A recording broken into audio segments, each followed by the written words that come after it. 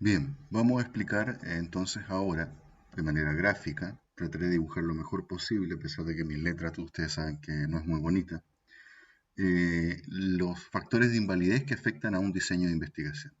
Voy a partir, digamos, muy esquemática, vamos a partir primero gráficamente y luego esquemáticamente para entender primero cómo se expresan ilustrativamente los diseños de investigación experimentales. Vamos a llegar a eso. Yo había hecho ya un dibujo parecido y ahora voy a volver a hacerlo para que lo tengan presente. Cuando yo hago un experimento, recuerden que lo que yo quiero hacer es tratar de probar tratar de probar algo o tratar de aportar evidencia en favor de una hipótesis causal, ¿no? O sea, yo quiero establecer la relación causal entre dos variables. Supongamos que tengo la siguiente pregunta. Digo, ¿sí? ¿Cuál es el efecto de una terapia basada en emociones, en el bienestar psicológico de las personas. Estas personas podrían ser, qué sé yo, adultos mayores de la quinta región del país, ¿no? Vale, la hipótesis podría ser entonces la terapia, ¿sí? Mejora el bienestar, ¿vale? Esta es nuestra hipótesis, la terapia mejora el bienestar. Ok, sobre la base de esta aproximación conceptual, entonces yo voy a hacer un experimento. Y decido un experimento donde yo tomo de una población de adultos mayores, ¿sí? Aquí está la población, tomo una muestra, ¿sí? Una muestra de personitas, adultos mayores, y de esta muestra yo que logré, que generalmente podría ser, por ejemplo, 50 personas, yo hago dos grupos. Uno de ellos van a ser personitas que van a ir al grupo donde yo voy a aplicar la terapia, ¿vale? Este primer grupo le llamaré grupo experimental. Y otro segundo grupo va a ser un grupo al que yo le voy a aplicar cualquier cosa menos mi terapia nueva, mi terapia experimental.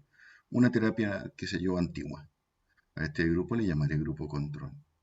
Recuerden que de este grupo de 50, yo voy a dejar aquí a 25 personas, n 25 personas, y a este grupo también voy a dejar n 25 personas.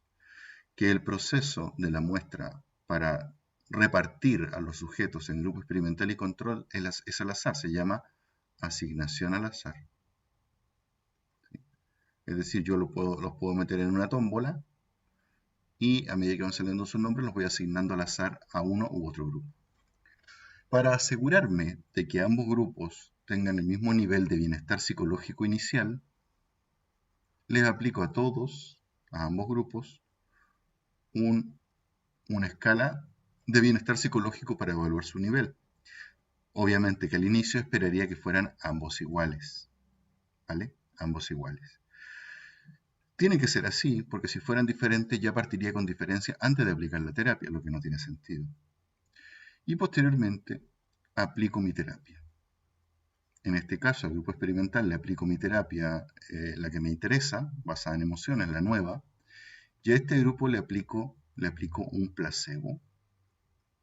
O también actualmente se habla de un comparador, es decir, una terapia, pero que no es la que yo estoy probando, cualquier otra terapia, cualquier otra distinta. Y claro, al final del proceso, después de la terapia, vuelvo a evaluar bienestar psicológico con alguna escala, y ahora sí me interesa que entre esta y esta haya alguna diferencia, ¿no es cierto? Idealmente a favor de aumentar el bienestar psicológico en la terapia que yo he tomado como referente que me interesa probar, y ojalá disminuyendo en este caso o siendo igual el bienestar psicológico a como era al inicio del tratamiento. Este es el esquema de un modelo típico de, eh, de un experimento tradicional. Ahora hay muchas modificaciones a este modelo clásico, pero yo voy ahora a esquematizarlo para que ustedes puedan entender cómo va esto explicado con factores de invalidez y así lo pueden entender también.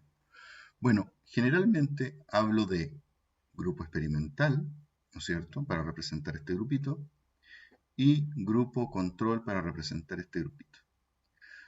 Al ser asignados al azar, normalmente yo voy a poner aquí delante una A que representa asignado al azar, es decir, que los grupos fueron formados por mí a través de una tómbola, ¿ah? O poniendo los sujetos sin mirar en el fondo a cada grupo para que los grupos queden equivalentes, es decir, que haya tantos sujetos de un tipo como de otro en ambos grupos, grupo equivalente. Luego, aquí tengo la observación 1, que sería la prueba o el pretest 1, ¿no es cierto?, el que le aplico a los sujetos. Luego, un tratamiento, que voy a representar por X. Y luego, una observación posterior, que represento por O2. El grupo control tendrá su observación pretest, o sea, previa al tratamiento. Esta que está acá la represento por O3, que significa observación 3. Como no hay intervención, pongo una rayita que representa placebo o comparador. Y la observación post-test después del comparador, que sería O4. Esto que está aquí es el diseño clásico experimental y se llama, no muy creativamente, diseño pretest, post-test con grupo control. ¿Sí?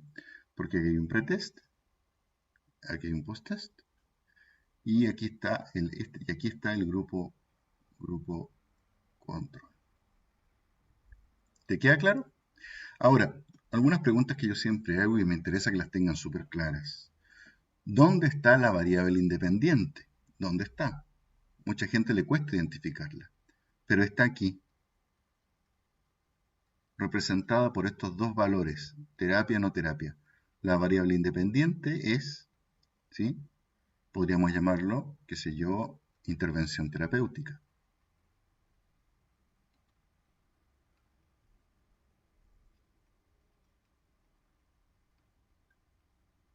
Con dos valores. Aplicar la terapia, que sería lo que está acá, eso, aplicar la terapia, o no aplicarla. Es el nivel más básico de una variable. Si lo recuerdan, esto es como nominal, ¿no? Porque esto sería aplico sí, no aplico no, o 1 y 0. Eso sería una variable nominal independiente de intervención terapéutica, donde a un grupo le aplico y al otro grupo no le aplico. Y la variable dependiente, ¿dónde observo las consecuencias? Bueno, también está medio escondido, pero es fácil notarlo. La variable dependiente se evalúa aquí en el pretest y también se evalúa aquí en el post-test. ¿Sí? Todas las observaciones son evaluaciones de la variable dependiente, que en este caso es bienestar psicológico. ¿Te quedó claro el esquema? A este esquema que hemos dibujado acá se le suele llamar paradigma de Campbell y Stanley, que fueron unos científicos americanos que trabajaban en diseños experimentales y lo propusieron en el contexto de diseño de experimentos en educación. El paradigma no tiene que ver con este conjunto de supuestos filosóficos, tiene que ver aquí con que, bueno, yo propongo esto y lo propongo siempre del mismo modo, ¿no? El paradigma, una forma de comprender los diseños, ¿ah? Tiene que ver con eso. una forma muy definida de comprender los diseños. Con base en esto que te he explicado, entonces vas a entender los factores de invalidez que te voy a explicar a continuación, en otro video.